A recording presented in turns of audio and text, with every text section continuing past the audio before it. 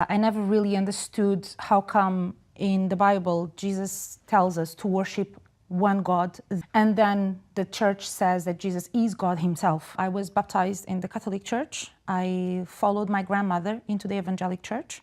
At the time, I was going night clubbing, and I was drinking, and I was smoking. I broke his heart because the dream of a Christian father is to walk his daughter down the aisle, isn't it, in the church?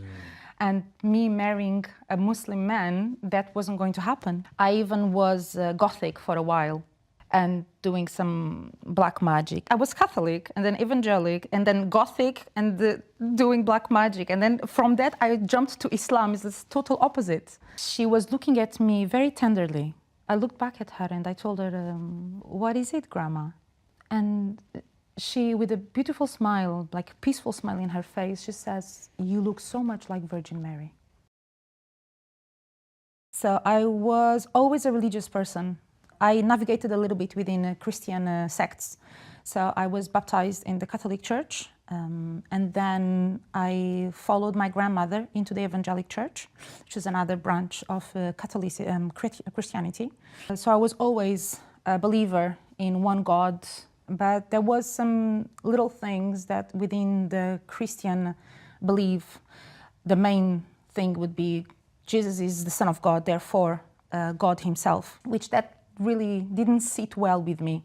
I never really understood how come in the Bible Jesus tells us to worship one God, the God, and then the church says that Jesus is God himself. The Trinity as well, I really didn't accept that. Even the priests themselves, to be honest, they didn't explain that logically to me, because they would say, Jesus is the Son of God, then Jesus is God. So it was very confusing.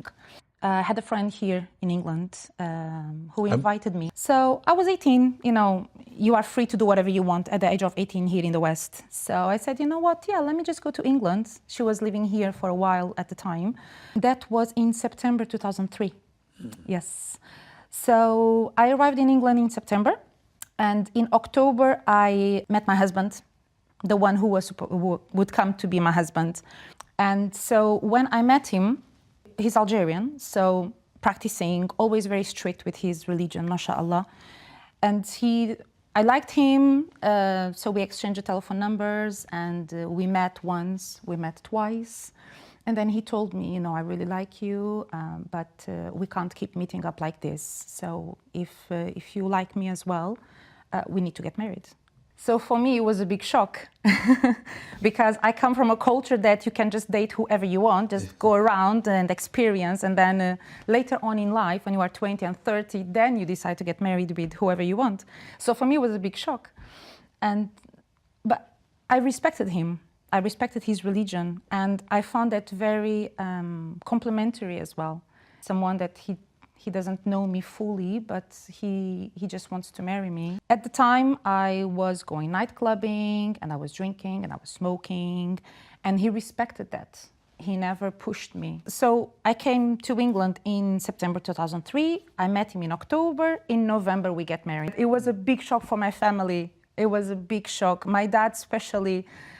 I broke his heart because the dream of a Christian father is to walk his daughter down the aisle, isn't it, in the church? And me marrying a Muslim man, that wasn't going to happen. First, we married with the imam, just in our flat in Islington. It was me, my husband, the imam, and 2 witnesses, which I don't know who are they. I never met them again. Then we went to the register office. We officialized it as well.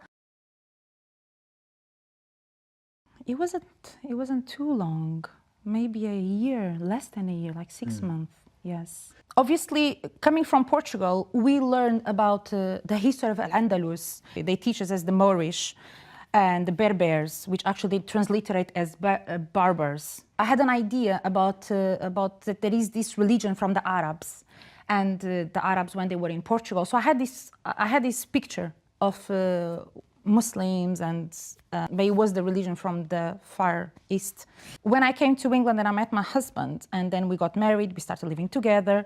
He was always practicing, so I remember clearly he was always doing istighfar, and he would wake up for Fajr, and I wanted him to wake me up. I asked him, wake me up I want to pray with you. I want to see how it feels to pray in the middle of the night. And I really liked it.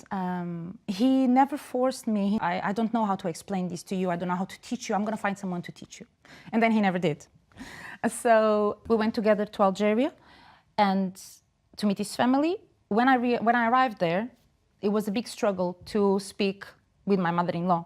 So I could speak French fluently with the whole family, but the key person, which is his mother, and for me it was very important to have a relationship with my mother-in-law because this is the mother of my husband, so I should have a close relationship with her. And I couldn't. So when I came back, I told my husband, I have to learn Arabic. So in 2004, he took me to the mosque, Finsbury Park Mosque, Dar al-Riaya. And when I walked to the hall, the women hall, I met some reverts, some Italians, and I wanted to learn Arabic. They were having an Arabic lesson with a Yemeni sister, Jawad, very well known in our community in Finsbury Park. So I met this Italian, I met Jawad, and they were the ones giving me da'wah, actually. And the Italian sister, her name Michela, she made it so simple for me, subhanAllah. She just asked me the pillars of Iman. Do you believe that there is only one God, the creator of the world, heavens and hell? I said yes. Do you believe in all the books? I said yes. At the time, I was already reading a little bit about Islam, so I knew that the Quran was the book of Allah and the book of Muslims. And yes, I accepted the Quran as the book of Allah as well as the other books. Do you believe in all the prophets? I said yes. Do you believe in the angels? Do you believe in hell and paradise? Do you believe in the qadr of Allah? And I said, yeah, I believe in all of that. So she said, that's it, but you are Muslim. To the core, you are Muslim. You just didn't know. I was, subhanAllah, it was such a shock. It was such a shock. So it took me a while. So I actually stayed about 2 weeks without talking to her to digest the information. And then I told her, yeah, you know what? I called her 2 weeks later and I said, yeah, I want to become Muslim. My mother, she's more open-minded. So she thought it was just a stage.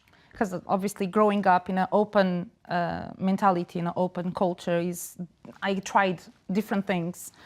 I even was Gothic for a while and doing some black magic and stuff. I was Catholic and then evangelic and then Gothic and doing black magic. And then from that, I jumped to Islam. It's the total opposite. SubhanAllah. So my mother, she was like, okay, whatever, just another stage. She'll get over it. For my dad, he took it a bit harder. I mean, already, for him was like, you married without me, without even consulting him, for that matter. I did everything without ever consulting my family, without ever asking them anything. So it was difficult for them to digest. At the time, I was 18 years old, so for me, to be honest with you, and at the moment I feel a bit embarrassed saying this, but I didn't take that marriage seriously. I just married my husband, you know what, to be with you, if I have to get married with you, to be with you. Yeah, yes, I wanted to have a relationship with him. And for that to happen, I have to marry you. Yeah, okay, whatever, why not? Let's just get married and get over it, just for your sake, for your peace of mind. And then when I'm tired of you, I'll just get divorced and that's it. It wasn't very difficult in the terms of aqidah, in the terms of the belief and the basics. It wasn't difficult because everything was already there.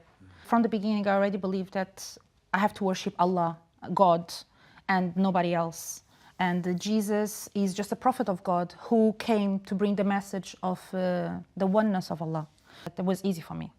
Praying, it was okay as well. Stop drinking, I could not understand.